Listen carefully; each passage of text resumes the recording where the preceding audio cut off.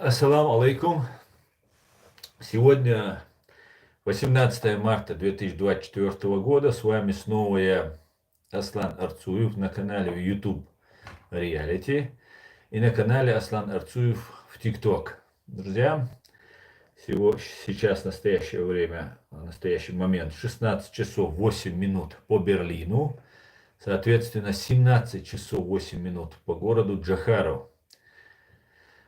Ставьте лайки, пишите ваши комментарии и распространяйте ссылку на наш стрим. Пусть больше людей узнает правду, друзья. Если вы, конечно, не во временно оккупированной Чеченской Республики Ичкерия. Так, давайте я включу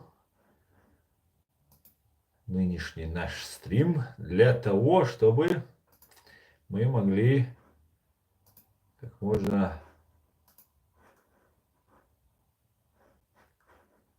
можно больше охватить. Сейчас, одну минутку. И чтобы я мог видеть. Так, это мне сюда, сюда. Все отлично, все отлично. Дели салам машал ваш сансей. Машуовер савош. Как видно меня, да? Лучше, мне кажется, с этой камерой, мне кажется, лучше видно, да, чем прошлый стрим. Это так, для сравнения. Камеры какие лучше. Так, я бы хотел бы начать свой стрим с сообщений от Валейк Салам Шамиль. И все будет Ичкерия, Даялмула. И хотел бы начать сообщение от Генерального штаба Вооруженных сил Украины. За прошедшие сутки уничтожено и ранено 810 оккупантов, 19 танков, 17 боевых бронированных машин, 34 артиллерийские системы, 36 БПЛА, 68 автомобильной техники и 8 спецтехники. Слава Украине, слава ЗСУ. Дерез Масяна Вольсенце. Маш Волясна. Дерез Ламаш Вольтамирлан. Шуб Доэль Маш. Дерез Вульшун. Ичкерия сила. Однозначно, Дион. Леонид. Здравствуйте. Здравствуйте, дорогой. Однозначно, сенсей, Ичкерия сила. Ичкерия forever. Ичкерия forever, да. Так.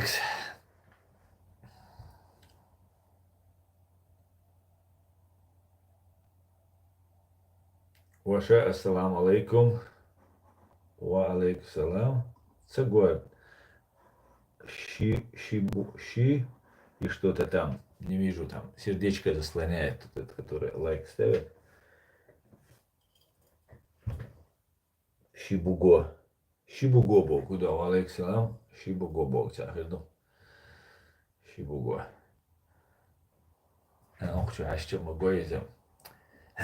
Так, нам Ахмад Силасы зашли, как обычно, без них. Куда же без Ахмад Силаса, да? Усім вітання, слава Україні, ожелая Маша. Героям слава, Вуйка с пулеметом. Витаю вас, дорогой. Так, друзья, сегодняшний свой стрим я назвал «Белгород покидают жители». И это не случайно. На самом деле сейчас российская пропаганда заявляет, что все нормально. Но на самом деле дело в том, что та ложь и пропаганда, которую ведет Россия на протяжении всей своей истории, что советской, что так называемой демократической, она имеет обратную сторону. Дело в том, что россияне не верят официальной власти. Да, они говорят, они готовы поддакивать, они сами готовы лгать, как эта власть. Но при всем при этом они понимают, что эта власть их всегда обманывает. И сейчас нам везде распространяют информацию, что все спокойно, там какая-то маленькая группа там туда-сюда, там партизан зашла и так далее. Вчера нам, или позавчера Путин сказал, что 2500 вот этих власовцев, так называемых, как он их назвал, хотя я их абсолютно не считаю, причем я даже Власова не считаю уже давным-давно тем, кем мне его до всего время представляли на самом деле. Сбежать от Сталина, это, мне кажется, Другого выбора просто не было. Но это другая история. Так вот, люди потихонечку, без ажиотажа, потихонечку из Белгорода, из других мест, у кого есть возможность, начинают разъезжаться. Пытаются, понимая, что сейчас может начаться. А начнется, друзья, обязательно начнется. Потому что не просто так, например, Макрон заявляет, что сейчас НАТО будет там не имеет никаких рамок, не будет ограничиваться и попрет на Россию. Ну там против России не будет никаких красных линий. И объединяются в антанту такую. Они собирают, Макрон собирает союзников, которые будут помогать Украине. И вот эта ситуация, она будет эскалироваться, друзья, она будет развиваться. И в Белгороде, хоть они и слушают пропаганду, хоть и подвержены пропаганде, но там не живут клинические идиоты, там живут умные люди. И из Белгорода будет Мариуполь, потому что Россия собирается его там оборонять, там защищать. И там, ну и так далее, превратят, то в Бахмут превратят, в Мариуполь превратят и так далее. Поэтому я призываю, на самом деле искренне призываю на границе проживающих покидать свои места, выезжать в деревни куда-нибудь. Из больших городов лучше на время уехать. Месяц, два, три, это будет только эскалироваться. Сам вот вчера Путин сказал, 2500 вот этих русских добровольцев, российские освободительные силы, которые вошли. 2500 человек, у которых есть, ну, можно сказать, неограниченные вооружения, поставки вооружения. Это будет, конечно же, очень-очень сильно эскалироваться и усугубляться. И я, вероятно, вслед за этим может подтянуться за ними, вот за этими российскими освободительными силами, могут подтянуться и уже украинские вооруженные силы. И потому что украинцы имеют все на это основания. Никакого казуса Белли уже быть не может, потому что казус Белли, повод к войне, сама война уже произошла, уже 10 лет на территории Украины идет война, причем очень жестоким способом она идет.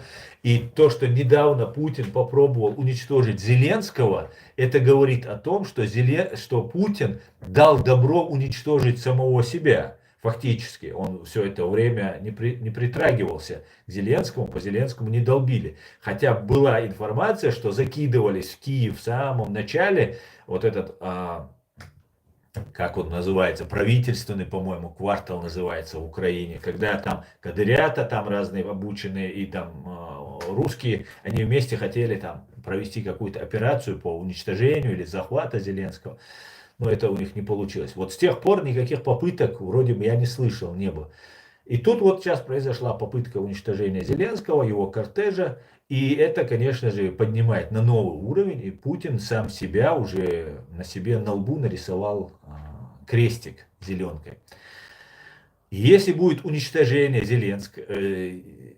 этого Путина, то ситуация в России резко обострится. Конечно же, ничего такого сверхординарного не произойдет, конечно, много что изменится, но сверх чего-то не произойдет, потому что, еще раз напоминаю, держится все не на Путине, держится на учреждении ФСБ. Патрушев есть такой один, и вокруг Патрушева есть очень такие же людоеды, как и сам Патрушев.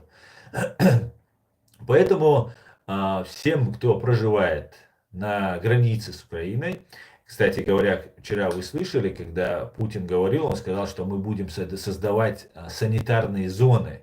Санитарные зоны. Так вот, друзья, санитарные зоны будут в Белгороде, в Курске, в Орле и в Брянске. Вот что будет санитарными зонами. То есть будут огораживаться от вас. Все будут как, ну, от Украины имеется, от Украины будут, ну и жителей, которые находятся там. И будет очень все плохо в этом смысле. Поэтому нужно как можно быстрее пытаться выехать, ну или выехать куда-нибудь, в деревню. Белгородскую область освободят быстро. Сейчас уже нужно уезжать из Тульской области. Виктор, ну, обвал может, вот знаете, вся сила, все брошено в Украину, против Украины, все войска находятся там.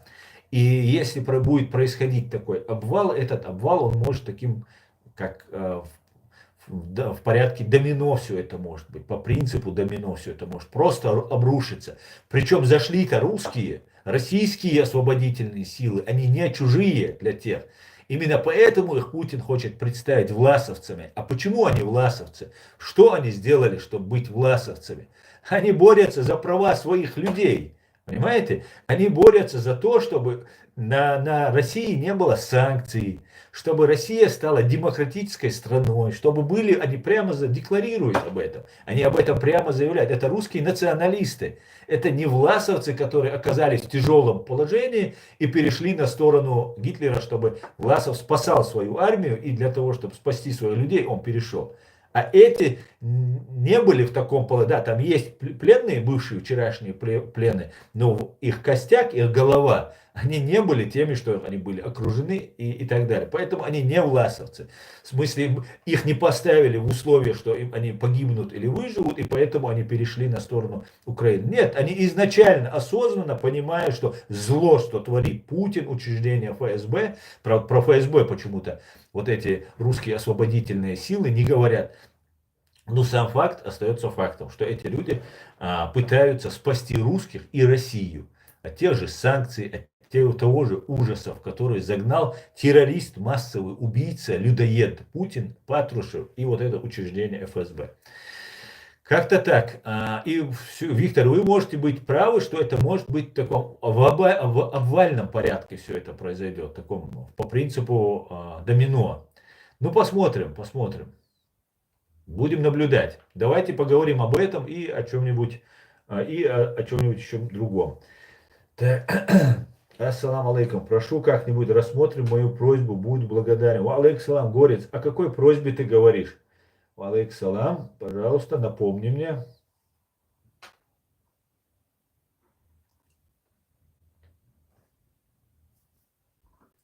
Так, давайте я чуть-чуть комментарии почитаю ваши. Кто?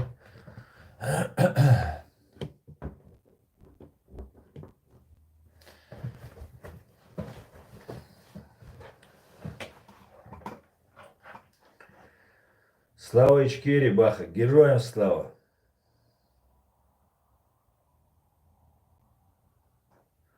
Ассаламу алейкум. Аслам.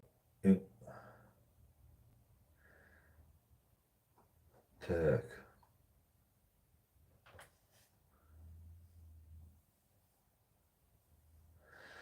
Так, Эд. Салам всем свободным людям. Салам Асам. Салам, Эд.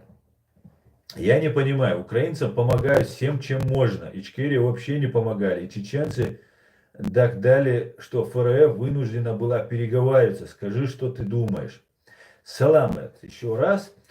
Да, совершенно верно, Эд. Мы воевали только со стрелковым оружием. Нам Запад оказывал только информационную и немножко политическую помощь. Информационную в плане говорили только правду. Ничего то, что мы выдумываем и говорим, сказать Западу, Запад, конечно же, это не делает. Он только нам помогал информационно и помогал, ну, политически. Заступались некоторые отдельные люди. И все, что оружие, которое у нас было, оно добывалось трофеем, и ну как-то с какими-то своими каналами как-то что-то там пытались сделать. И то же самое касается денег и всего остального.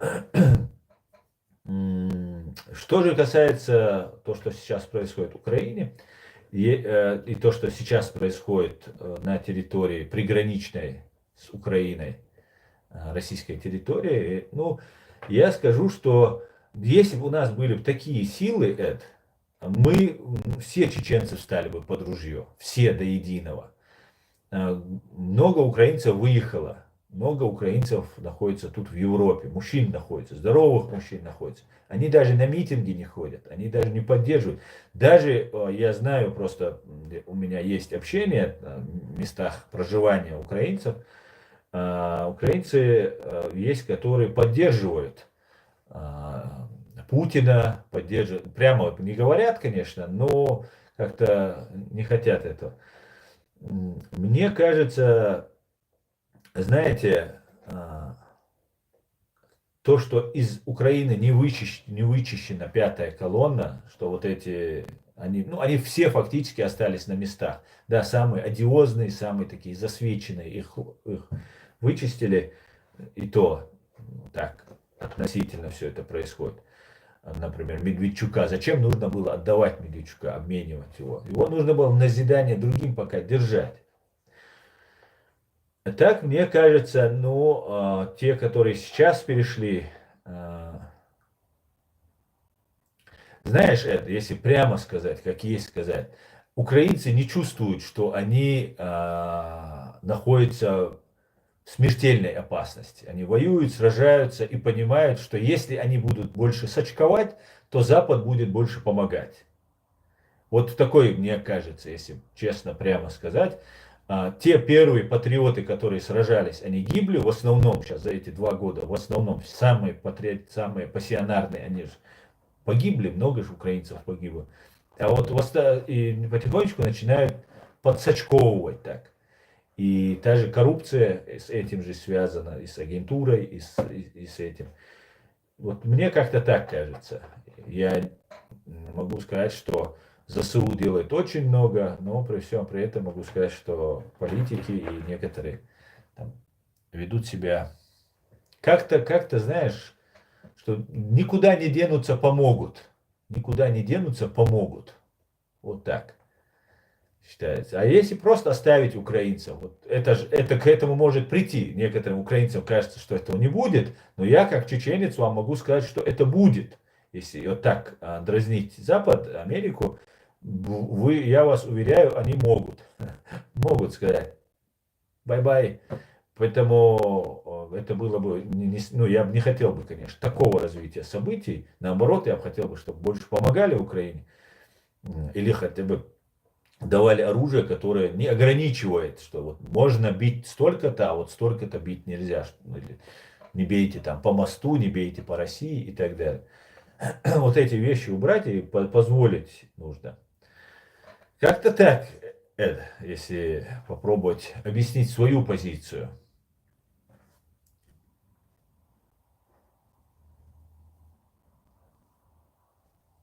Запад финансировал, помогали России против Чечни, говорит Халид. А, Халид, ну, в определенной степени ты прав, это правда, Запад помогал, и Билл Клинтон, например, сказал, что закончите малой кровью, и были такие вещи, Билл Клинтон, и они, да, себя повели не очень, я тебе скажу, как нам хотелось бы. Но не могу сказать, что вот финансировали против нас. Нет. Они занимались совсем другими проектами, совсем другой темой. Мы сегодня видим, насколько Запад, насколько сильно Запад вовлечен в помощь Украине. И при всем при этом мы видим, что все равно поддержка финансовая, там, технологическая, это все не сразу обрывалось. Знаешь, нужно исходить из того, что мы представляли как ценность, как мы ценность представляли. Например, что мы делали? Мы говорили, что мы соберем 12 тысяч маджахедов и пойдем брать Иерусалим. На Западе, я думаю, не очень хотели бы, чтобы пришли и брали Иерусалим кто-то. Поэтому вот эти вещи нужно еще смотреть и на себя.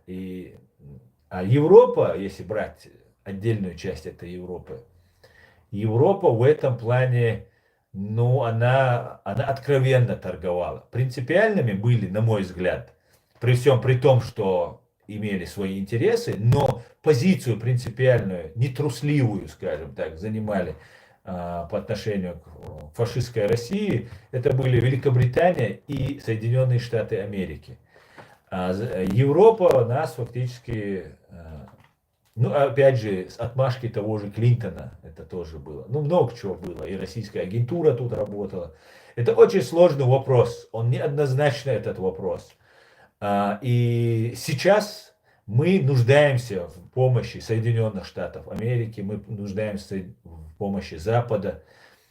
И нам эти вещи нужно не просто как-то сказать, вот я сказал и сказал, а для чего я это сказал, на какие основания у меня есть это сказать. Не просто я ляпнул и ляпнул. Вот как-то вот так это нужно все делать.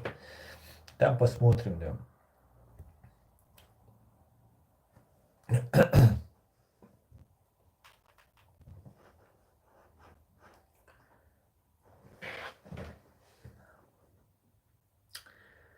Так, вы сторонники осуждения Запада. Я понимаю, у вас есть основания. Вот, например, тут у нас есть американец один. Он приносил извинения за то, что его страна заняла такую позицию. Он, кстати, не демократ, а республиканец. Но это не важно. Что вы делаете для того, чтобы помочь своему народу? Вам не нравится, что Америка плохо себя вела там где-то, помогала. Вот десятку, месятку, вот тут с разными никами заходите, без своих имен, без своих лиц. Что вы делаете для своего народа? Вот скажите мне, американцы нам ничего не должны. Понимаете? Вот вы исходите из того, что ты делаешь, что вот ты лично сделал, что ты делаешь. Вот этот момент. Вот давайте на это смотреть. А так, конечно, можно говорить, весь мир от нас отвернулся. Наши братья, наши кавказские братья, нас выдавали на смерть. Наши братья дагестанцы воевали против нас и проявляли особую жестокость по отношению к нам. Наши братья грузины выдавали, Саакашвили выдавал людей, чтобы договориться и замаслить Путина, которых сразу же русские убили, кого отдал Саакашвили, чтобы запачкать Саакашвили. И вот это тоже можно Саакашвили предъявлять. Азербайджан выдавал. Все до единого выдавали. Вот скажите, конечно, вы вновь и вновь это говорите, вот что нам нужно сделать? Сказать, все плохие, все вот это делали, и мы остаемся с фашистской русней. Вот это нам нужно сказать. Вы меня к этому подводите? Или же мы должны сказать, мы должны разобраться с этим вопросом, и нужно как-то сделать так, чтобы вывести наш народ из-под оккупации и привлечь к ответственности военное и политическое руководство фашистской России за геноцид, военные преступления, преступления против человечности и акт агрессии. Карачаевцы и ингуши не выдавали. И карачаевцы выдавали, и ингуши выдавали. И карачаевцы воевали, и ингуши воевали. Президент Ингушетии Евкуров лично воевал. И карачаевцы лично воевали. Не выдавать кого-то ни ингуши, ни карачаевцы не могут. Они являются частью Российской Федерации. Поэтому их даже не спрашивают. А вот государства, которые есть по соседству, вот они могли не выдавать при всем желании. Ну, выдавали. Евреи не выдавали. Говорит, евреи не выдавали. Из Израиля никого не выдавали. Я не знаю, сколько человек переехало, сбежало в Израиль. Я знаю моего друга, который много ранений имеет, много там травм имеет. Он является почетным гостем Израиля. И я знаю, что его там и лечить звали, и все предлагали ему, и помогать готовы были. Это наш воин и так далее. И может и другие люди были. Но Израиль не выдавал, Америка не выдавала. Турция не выдавала, по-моему, если я не ошибаюсь, при всем при этом. Или выдавала Турция, не знаю, посмотрим. Надо. Если выдавала, скажите мне. Я имел в виду мир. Мир ты имел в виду?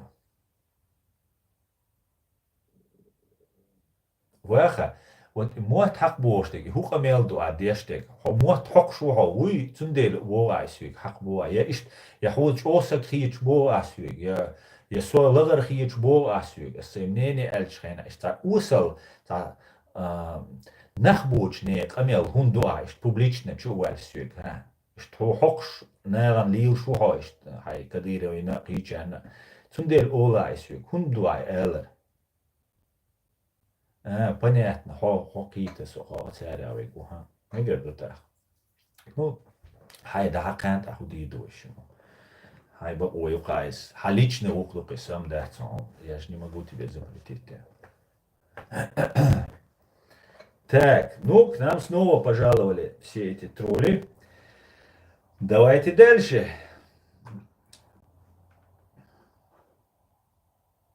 Сколько тебе заплатили за эту роль, говорит. Не поверишь, бесплатно, да, бесплатно работа. Вітання з України. Сергію, вітаю.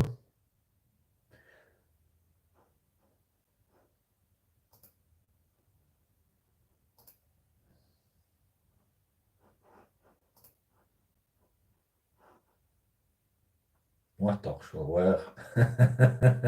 Hakikaten ya işte o tere çok çunak tere. Нормально это? Зайка дел. Заюша, говорит. Ну, пойдемте дальше. Месяц Рамадан, не будем издеваться над больными людьми. Аслан, ну, нужно требовать признать Ичкерию. А вот смотрите, вы такие все интересные, ребята. Когда вы мне советуете, что делать, вы подумаете, а может мне самому что же что-то сделать. Хорошо? Я именно этим и занимаюсь. А вот что делаете вы, кроме того, что вот десятку ты советуешь мне? А, может ты тоже что-то сделаешь?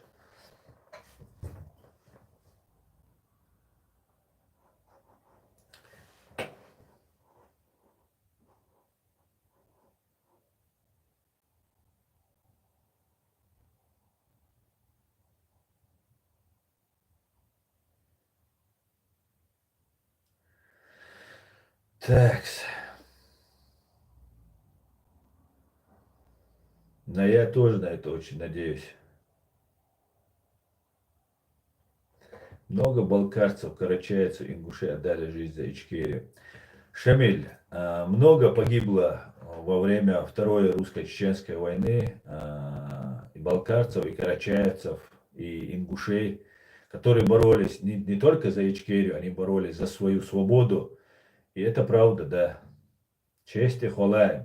Пусть Всевышний примет его, а мы, люди, оставшиеся в живых, не забудем их память.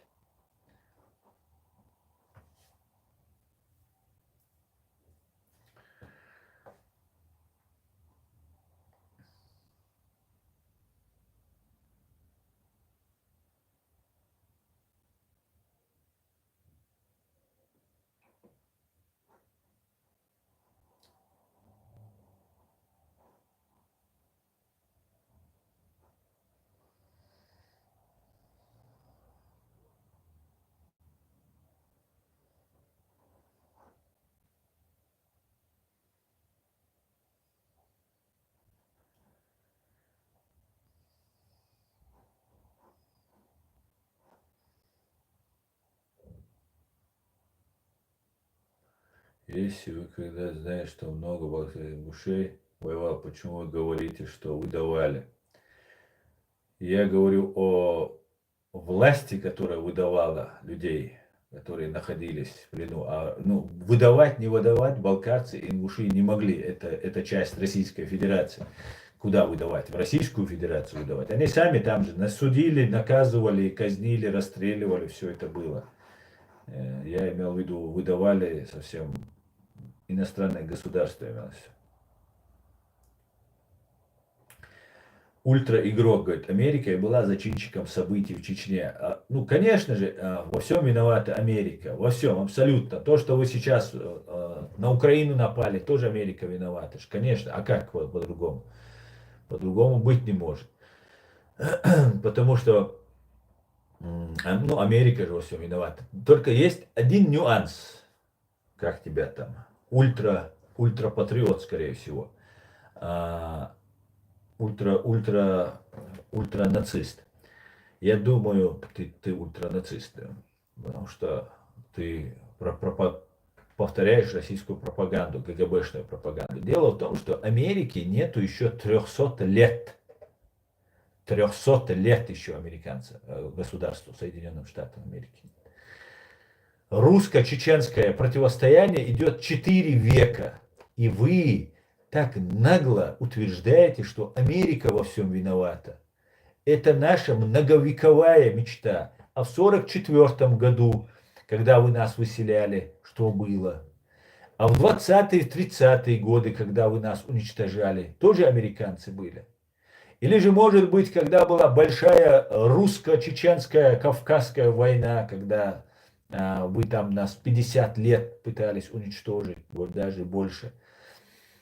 Наверное, с этим или еще раньше, когда мы весь Кавказ против вас воевал под руководством имама Шамиля, ой, шейха Мансура.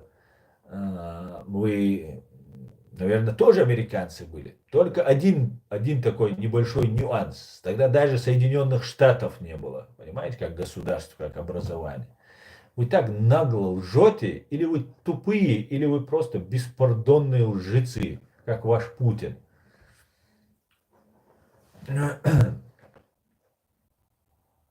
Хорошо, что вам дала война, что вы из этого получили, Александр Толстогузов. От войны можно получить только разрушение и смерть. Разрушение и смерть. Разрушение и смерть принесли вы, русские. Не россияне, русские, которые русскую империю строят. Вы принесли. Россияне вам все помогали, все. Особенно отличились дагестанцы последние, вот в этой последней русско-чеченской войне. А так, это была русская империя, которая воссоздавалась. От войны получить можно только это. К большому сожалению, мы не хотели этого, но вы сами пришли к нам и стерли с лица земли все, что можно было. Как вы это делаете сейчас в Украине? Вы же ничего не завоевываете, ваши войны ничего не делают. Идет мясо просто, пехота, и заваливают, и расстреливают. А знаете, как вы это делаете? Ну вот можно подумать, мясные штурмы. В чем проблема в мясных штурмах? Если люди на тебя идут, ты их просто расстреливаешь массово, и все, и ну, они заканчиваются. Да? Вроде так это представляется. Но дело в том, что русские, они хоть и жестокие и циничные, но они не тупые. И этот мясной штурм, он используется в определенных целях. Определенных целях. Когда идет артобстрел, все люди прячутся в окопах, в блиндажах, в подвалах и так далее. И их оттуда очень трудно достать. И можно сутками бомбить и ни одного даже не ранить. Так у нас бывало, что даже не ранить. В таком случае, что нужно сделать? Нужно, чтобы вы вылезли оттуда, из окопа. А когда вы вылезете? Когда начнется штурм. Вот эти мясные штурмы, которые русские делают, они делают их таким образом. Посылают туда своих солдат, украинцы вылазят, или мы, в нашем случае, когда это было в Ичкерии, вылазят, начинается бой, они же идут на тебя, ты начинаешь по ним стрелять, потому что если ты не будешь в них стрелять, они к тебе в окоп заскочат, и тебя уже тут грохнут. И больше, тем более, чем вас. И когда вы вылазите из окопа и начинаете вести огонь, вот в этот момент и своих, и ваших они уничтожают. Вот для чего делаются эти мясные штурмы. Да, они убьют 5 украинцев, положив своих там, я не знаю, 100 человек. Например, мне мои товарищи, которые принимали участие, непосредственно все это видели, рассказывали, что 500 тысяч человек, чтобы 100 человек, или там не 100 даже, 30-40 человек наших бойцов уничтожить, 500 тысяч человек, 2000 человек. Вот его слова это, я передаю, что говорит, забрасывались, и просто вот они подходят к ним, и в этот момент они начинают обстреливать. А потом говорят, это они вызвали огонь на себя. Ну, якобы те, кто погиб, вот это их мясо, которое, вызвали огонь на себя. Не соответствует действительности. Они это делали специально. Это их такая тактика. Чтобы убить 10 украинцев, они готовы положить 1000 своих. Вот их методы войны. Вот как они воюют. Разрушают все до основания.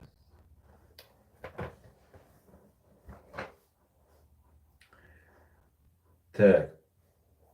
Мы вот получили только кровь и разрушение от войны. От России мы всегда получали только кровь и разрушение.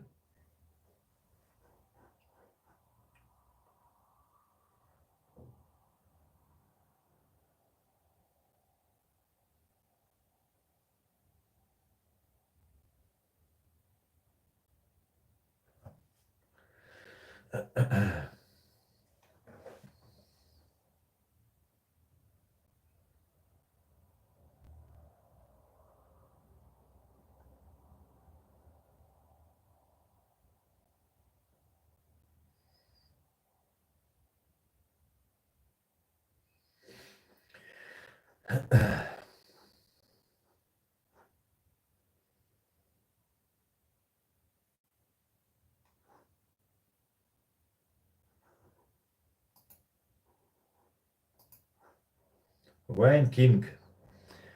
Черт по имени Вайн Кинг покидает нас. Хороший был чертик. Ассаламу алейкум. Ва алейкум салам. Машуаль бамот. Шалом, Аслан, все будет Ичкерия. Шалом, Ян. Дай Бог, да, мула будет. Так вот, а итог в составе России так и остались. Нет, Толстогузов. Если вас оккупировали, это еще не значит, что вы остались. Например, я, как ты видишь, не согласен с этой позицией. И таких, как я, огромное количество чеченцев.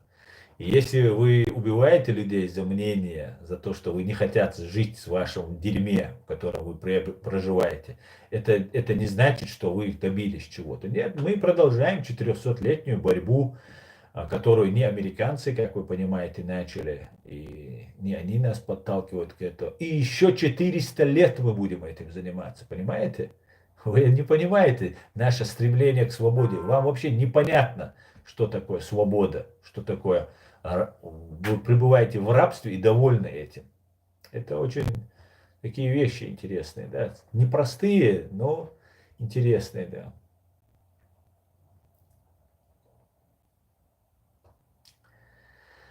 Зачем сдался в плен, не знаю.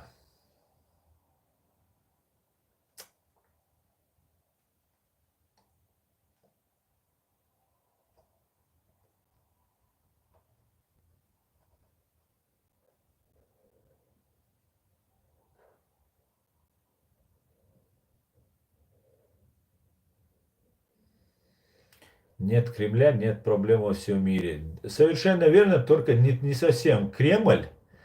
Это будет учреждение КГБ СССР. КГБ СССР учреждение. Оно должно быть люстрировано и запрещено как самое опасное террористическое образование.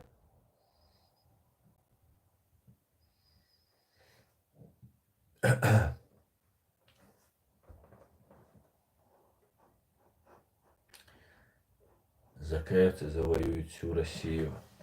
Нет, закаяться, конечно. Закаяться уже ничего не завоюют. Они уже старенькие.